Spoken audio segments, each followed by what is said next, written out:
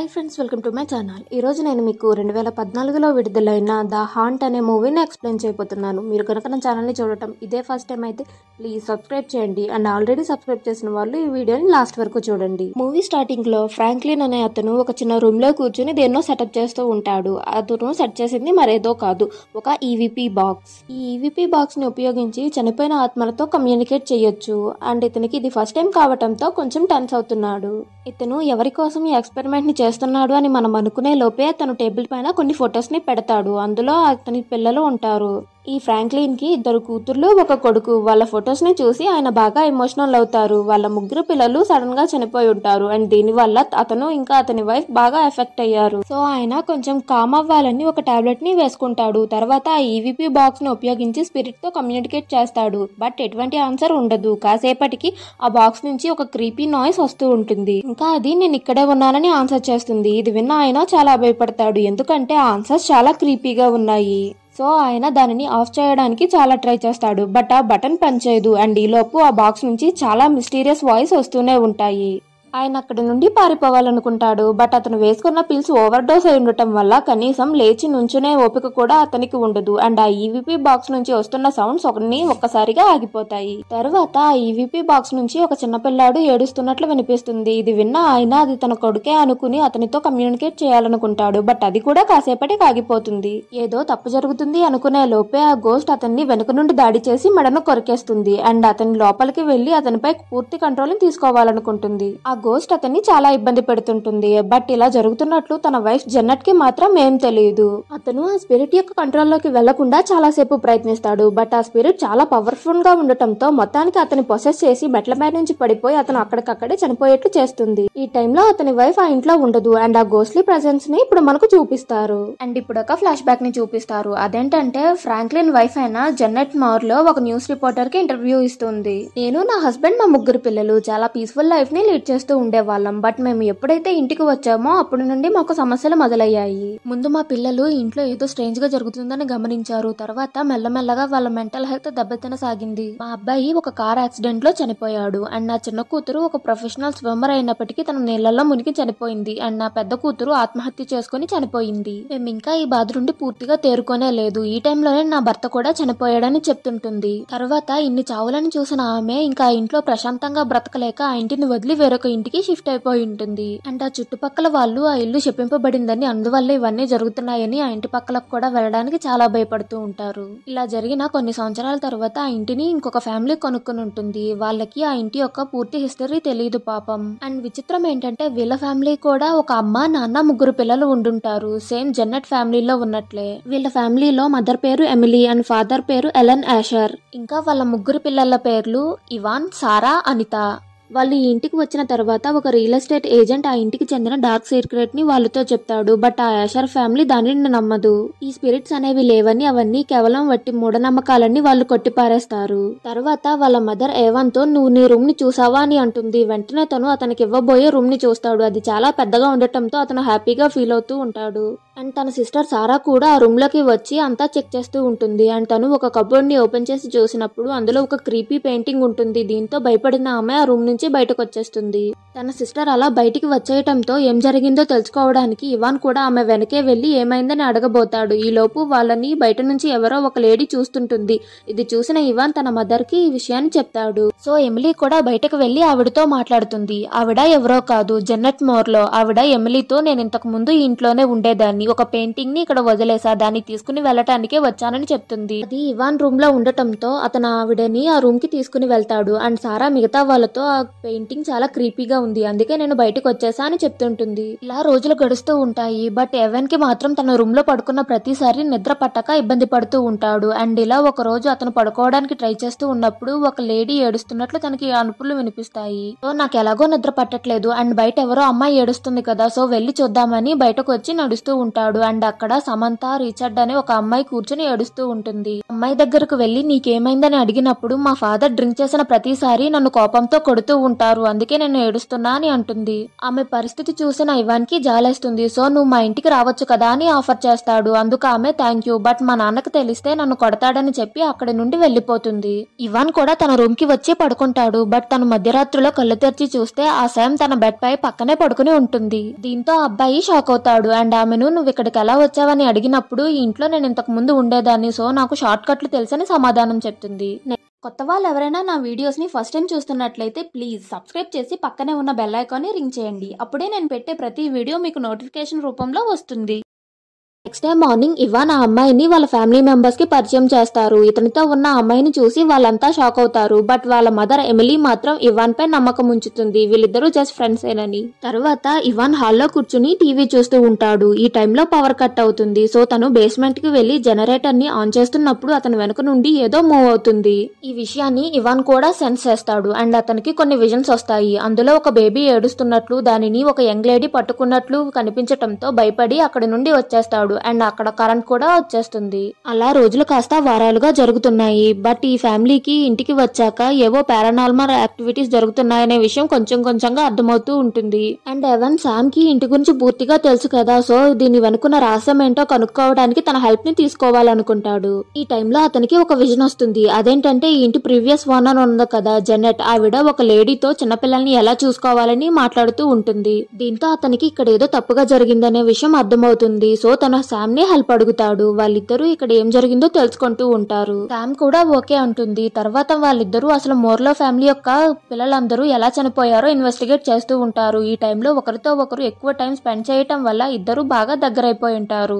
అలా ఒక రోజు ఇవాన్ బయట కూర్చుని ఉంటాడు. అతనితో పాటు శామ్ కూడా జాయిన్ అవుతుంది. అండ్ ఇప్పుడు వాళ్ళ వెనక నుంచి ఒక చిన్నపిల్ల ఆత్మ వెళ్తుంది. బట్ వాళ్ళు దాన్ని గమనించరు. ఇప్పుడు శామ్ అతనితో మనం ఇంట్లో ప్రతి మూలని వెతుకుదాం, మేబీ మనకి ఏదైనా క్లూ దొరుకుతుందేమో అని అంటుంది. అనుకుందే తడవుగా వాళ్ళు ఒక ప్లేస్ కి వెళ్లి వెతుకుతున్నప్పుడు వాళ్ళకి మూవీ స్టార్టింగ్ లో ఫ్రాంక్లిన్ ఒక ఈవీపీ బాక్స్ ని యూజ్ చేశాడు కదా, ఆ బాక్స్ దొరుకుతుంది. ఇది చూడగానే ఇవాన్ కి చాలా భయం వేస్తుంది. కానీ వాళ్ళు భయపడుతూనే ఆ బాక్స్ ని యూజ్ చేయాలనుకుంటారు. ఇవాన్ దానిని ఆన్ చేస్తాడు అండ్ శామ్ మాట్లాడుతూ మాతో పాటు ఇక్కడ ఎవరైనా ఉన్నారా అని అడుగుతుంది. బట్ దాని నుండి ఎటువంటి రెస్పాన్స్ ఉండదు. ఇది పని చేయట్లేదని ఇవాన్ అక్కడ నుండి వెళ్ళబోతాడు. బట్ అందులోంచి ఒక సౌండ్ వస్తుంది. సో తను వెనక్కి తిరిగి శామ్ ఇది చేసింది నువ్వే కదా అని అడిగినప్పుడు నేను కాదంటుంది. సో అది ఈవీపీ బాక్స్ నుంచే వస్తుందని భయపడి అతను అక్కడ నుండి వెళ్ళిపోతాడు.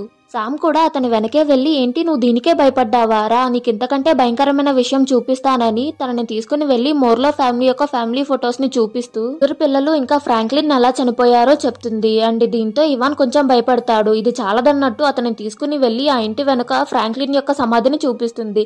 ఇది చూడగానే ఇవాన్ ఇంకా భయపడి తన రూమ్ లోకి వచ్చేస్తాడు. ఆ నైట్ వాళ్ళిద్దరూ పడుకుంటారు. శామ్ తన గురించి ఇవాన్ తో చెప్తుంటుంది. మా అమ్మ నన్ను కనేటప్పుడు చనిపోయింది, దీనివల్ల మా నాన్న మెంటల్ గా బాగా డిస్టర్బ్ అయ్యారు. సో ఆయన తాగిన ప్రతిసారి నీ వల్లే నా వైఫ్ చనిపోయిందని నన్ను కొడుతున్నారు. నాకు మా అమ్మ అంటే ఇష్టం లేదు, ఎందుకంటే ఆవిడ వల్లే నేను ప్రతిరోజు దెబ్బలు కాస్తున్నా అని చెప్తుంది. ఇది విన్న ఇవాన్ ఆమెపై జాలిపడి ఆమెను ఓదారుస్తాడు. నెక్స్ట్ డే మార్నింగ్ ఇవాన్ తన సిస్టర్ తో మాట్లాడుతూ ఉంటాడు. తను అలా మాట్లాడి తన రూమ్ లోకి వెళ్లేటప్పుడు తన చిన్న సిస్టర్ ఎవరితోనో మాట్లాడుతూ ఉంటుంది. ఇది విని ఇవాన్ షాక్ అవుతాడు, ఎందుకంటే వాళ్ళ చుట్టుపక్కల పిల్లలెవరూ లేరు. సో అతను తన చెల్లెలి రూమ్ లోకి వెళ్లి ఎవరితో మాట్లాడుతున్నావని అడుగుతాడు. అందుకు ఆమె చాలా రూడ్ గా నీకు అవసరం లేదని చెప్తుంది. ఇది విన్న ఇవాన్ అక్కడ నుండి కోపంగా వెళ్లిపోతాడు.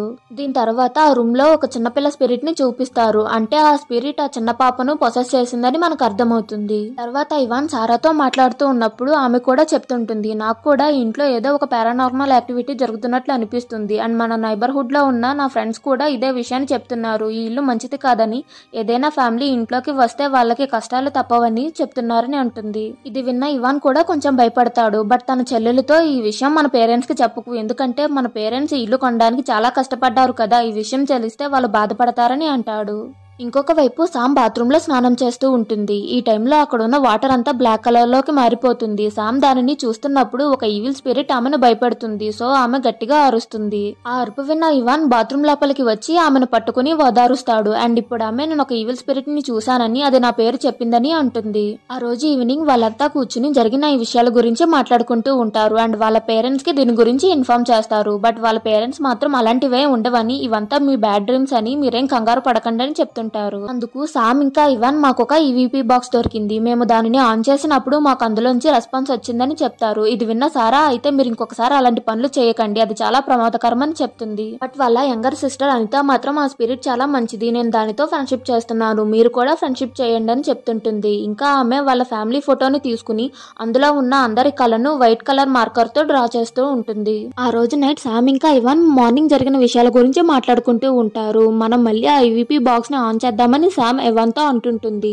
బట్ ఇవాన్ అందుకు ఒప్పుకోడు. కానీ సామ్ మాత్రం నేను స్పష్టంగా విన్నాను, ఆ స్పిరిట్ నా పేరుతో పిలిచింది, అసలు దానికి నా పేరెలా తెలుసు, నేను ఈ విషయాన్ని ఖచ్చితంగా కనుక్కోవాలి, ప్లీజ్ నువ్వు నాకు హెల్ప్ చేయని అంటుంది. తను అలా రిక్వెస్ట్ చేయడంతో ఇవాన్ కూడా సరే అంటాడు. వాళ్ళిద్దరూ ఇప్పుడు బేస్మెంట్ కి వెళ్లి ఆ ఈవీపీ బాక్స్ ని ఆన్ చేసి ఆ స్పిరిట్ తో కమ్యూనికేట్ చేయడానికి ట్రై చేస్తూ ఉంటారు. సామ్ దానిని మల్టిపుల్ క్వశ్చన్స్ అడుగుతుంది, దానికి అది కూడా ఆన్సర్ చెప్తూ ఉంటుంది. బట్ కాసేపటి తర్వాత అది ఒక క్రీపీ వాయిస్ లోకి మారి షీ ఈస్ కమింగ్ అని చెప్తుంటుంది. దీంతో వాళ్ళిద్దరూ బాగా భయపడిపోతుంటారు. అండ్ సామ్ ఎవరు వస్తున్నారని అడిగినప్పుడు ఆ ఈవీపీ బాక్స్ లో రేడియేషన్ కాస్త బాగా పెరిగిపోయి ఆమె ఇక్కడే ఉందని చెప్తుంది. అండ్ ఇప్పుడు వాళ్ళున్న రూమ్ డోర్ లాక్ అయిపోతుంది. దీంతో వీళ్ళిద్దరికి ఇక్కడ ఏదో జరగబోతుందనే విషయం అర్థమే వాళ్ళు పరిగెట్టుకుని ఆ ఇంటి నుండి బయటకు వచ్చేస్తారు. కట్ చేస్తే సామ్ బయట ఉంటుంది, బట్ ఇవాన్ మాత్రం ఆ ఇంట్లోనే ఉండిపోతాడు. ఇది గమనించిన ఆమె ఇవాన్ కి హెల్ప్ చేయడానికి మళ్ళీ ఆ ఇంటి లోపలికి వెళ్తుంది. తను అలా వెళ్లి చూస్తే ఇవాన్ అక్కడ ఉన్న విండోలోంచి కిందకు జంప్ చేయడానికి ట్రై చేస్తూ ఉంటాడు. దీంతో ఆమె అతన్ని ఆపేస్తుంది. బట్ ఆ స్పిరిట్ అతన్ని పొసెస్ చేసి సామ్ ని పట్టుకుని ఆమెపై దాడి చేస్తుంది. సో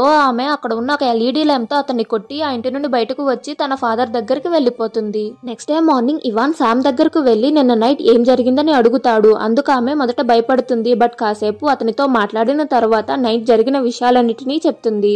ఇది విన్న ఇవాన్ ఈ సమస్యకు పరిష్కారం కేవలం జెన్నెట్ మోర్లో ఆవిడే చెప్పగలదు, మనం ఆవిడ దగ్గరికి వెళ్దాం అంటాడు. తర్వాత వాళ్ళు డాక్టర్ మోర్లోని కలిసి జరిగిన ఈ విషయాలన్నిటి గురించి చెప్తారు. అండ్ మీరు మా ఇంటికి ఒకసారి రండి అంటారు. అందుకు ఆమె ఒప్పుకోదు. బట్ వాళ్ళకి ఒక సలహా ఇస్తుంది, మీరు ఆ ఈవీపీ బాక్స్ ని ఆన్ చేసినప్పటి నుండే ఈ సమస్య ఇంకా ఎక్కువైంది. సో ఆ బాక్స్ ని ఇంతకు ముందు ఆ ఇంట్లో ఉన్న ప్రీవియస్ ఓనర్స్ యొక్క ఫొటోస్ ని మీరు కాల్ చేయండి, దాంతో ఈ సమస్య తీరిపోతుందని అంటుంది. సో వాళ్ళు కూడా ఆమె దగ్గర నుండి ఇంటికి రాగానే ఆ ఈవీపీ బాక్స్ ని ప్రీవియస్ ఓనర్స్ కి చెందిన ప్రతి ఒక్క వస్తువుని తీసుకుని ఇంటి బయట కాల్ చేస్తారు. ఇంకా ఆ ఈవీపీ బాక్స్ ఒక సీక్రెట్ ప్లేస్ లో దొరికింది కదా, దాన్ని కూడా సీల్ చేసేసి ఇంకా సమస్య తీరిపోయింది, మనం పీస్ఫుల్ గా ఉండొచ్చని అనుకుంటూ ఉంటారు. ఇప్పుడు ఆ ఇంట్లో ఇవాన్ ఇంకా సామ్ మాత్రమే ఉన్నారు. మిగతా ఫ్యామిలీ మెంబర్స్ అంతా ఒక పని మీద బయటికి వెళ్ళుంటారు. తర్వాత ఇవాన్ యొక్క ఫాదర్ తనకి కాల్ చేసి మేమందరం తొందరలోనే ఇంటికి వచ్చేస్తాం, అప్పటి వరకు నువ్వు జాగ్రత్తగా ఉండని చెప్తాడు. దీని తర్వాత ఇవాన్ ఇంకా సామ్ వెళ్లి వాళ్ళ రూమ్ లో పడుకుంటారు. ఈ టైంలో ఇవాన్ కి కొన్ని విజువల్స్ వస్తాయి. అందులో ఒక యంగ్ లేడీ అప్పుడే డెలివరీ అయ్యుంటుంది. అండ్ ఆమెను జెన్నెట్ మోర్ లో ఈడ్చుకుని వెళ్తూ ఉంటుంది. కాసేపటికి ఫ్రాంక్లిన్ ఇంకా జెన్నెట్ ఆమెను చంపేసి వీళ్ళు పడుకున్న బెడ్ కిందనే బరియల్ చేసుంటారు. ఈ డ్రీమ్ వల్ల కొంచెం డిస్టర్బ్ అయిన ఇవాన్ సామ్ వైపుకు తిరిగి పడుకుంటాడు. బట్ ఈ టైంలో అతని వెనక ఏదో ఉన్నట్టు అనిపిస్తుంది. ఇదే విషయాన్ని సామ్ కి చెప్తాడు. సో వాళ్ళిద్దరూ లేచి చూస్తే అక్కడ వాళ్ళకు ఒక సాతానిక్ స్పిరిట్ కనిపిస్తుంది. దీని వల్ల భయపడిన వాళ్ళిద్దరూ ఆ రూమ్ నుంచే బయటకు రావాలనుకుంటారు. బట్ ఆ రూమ్ డోర్స్ లాక్ అయిపోయి ఉంటాయి. ఇవాన్ ఆ డోర్ ఓపెన్ చేయడానికి బాగా ప్రయత్నిస్తూ ఉంటాడు. అండ్ సామ్ అటువైపుకు తిరిగి ఆ స్పిరిట్ నే చూస్తూ ఉంటుంది. అండ్ ఈ టైంలో తనకి కూడా కొన్ని విజన్స్ వస్తూ ఉంటాయి. అదేంటంటే జెన్నెట్ ఒక డాక్టర్ కదా, ఆవిడ హస్బెండ్ ఫ్రాంక్లిన్ ఆమె పేషెంట్ లో ఒకరైన ఒక యంగ్ లేడీతో అఫైర్ పెట్టుకొని ఉంటాడు. దీనివల్ల ఆమె ప్రెగ్నెంట్ ఒక బేబీని కనుంటుంది. అండ్ ఇప్పుడు ఒక చిన్న ట్విస్ట్ ని రివీల్ చేస్తారు. అదేంటంటే ఆ బేబీ మరెవరో కాదు, సమంతానే. అండ్ తన మదర్ ఇంకా ఈ ఫ్రాంక్లిన్ అఫైర్ నడుపుంటారు. బట్ అప్పటికే జెన్నెట్ కి ఇంకా ఫ్రాంక్లిన్ కి పెళ్ళై 3 పిల్లలు కూడా పుట్టేసున్నారు. ఈ ఇద్దరి అఫైర్ గురించి తెలుసుకున్న ఆమె ఫ్రాంక్లిన్ కళ్ళ ముందే ఆ అమ్మాయిని చంపేసి ఆ ఇంట్లోనే పాతి పెట్టేసి ఉంటుంది. అండ్ అలా చనిపోయిన ఆవిడ ఒక పవర్ఫుల్ స్పిరిట్ గా మారి జెన్నెట్ ని తప్ప మిగతా ఫ్యామిలీ మెంబర్స్ అందరినీ చంపేసి ఉంటుంది. అండ్ ఇలా విజన్స్ కంప్లీట్ అవ్వగానే శామ్ ని ఆ స్పిరిట్ ప్రాసెస్ చేసేస్తుంది. అండ్ అక్కడ ఉన్న ఒక హ్యామర్ ని తీసుకుని ఇవాన్ తలపై గట్టిగా కొడుతుంది. అతనికి ఆ గాయం బాగా అవ్వటంతో తను లాస్ట్ గా సామ్ ని చూస్తూ ప్రాణాలను వదిలేస్తాడు. ఇంకా పొసెస్ అయిన సామ్ ఆ గ్రౌండ్ ని తవ్వుతూ తన మదర్ యొక్క బాడీని బయటకు తీయాలనుకుంటుంది. ఇదే టైంలో వాళ్ళ మిగతా ఫ్యామిలీ మెంబర్స్ కూడా అక్కడికి వచ్చి ఇవాన్ చనిపోయి ఉండటాన్ని అండ్ సామ్ పొసెస్ అయి ఉండటాన్ని చూసి పోలీసులకు కాల్ చేస్తారు. వాళ్ళు వచ్చి ఆమెను తీసుకెళ్లిపోతారు. ఇవాన్ నా పరిస్థితిలో చూసి వాళ్ళంతా బాగా ట్రామటైజ్ అయిపోయారు. అండ్ కొన్ని రోజుల తర్వాత వాళ్ళ ఇంటిని వదిలి అక్కడి నుండి వేరొక ప్లేస్ కి వెళ్లిపోతారు. అండ్ ఇప్పుడు మనకి లాస్ట్ గా ఇంటిని చూపిస్తారు. అందులో ఇవాన్ ఒక స్పిరిట్ లా మారి ఆ ఇంటిలోనే తిరుగుతూ ఉన్నట్లు చూపించటంతో ఈ మూవీ ఎండ్ అవుతుంది. మీకు గనుక నా ఎక్స్ప్లెనేషన్ నచ్చితే లైక్ చేసి మీ ఫ్రెండ్స్ అండ్ ఫ్యామిలీకి షేర్ చేయండి. అండ్ కొత్త వాళ్ళు ఎవరైనా ఈ వీడియోస్ ని చూస్తుంటే ప్లీజ్ సబ్స్క్రైబ్ చేయడం మాత్రం మర్చిపోకండి.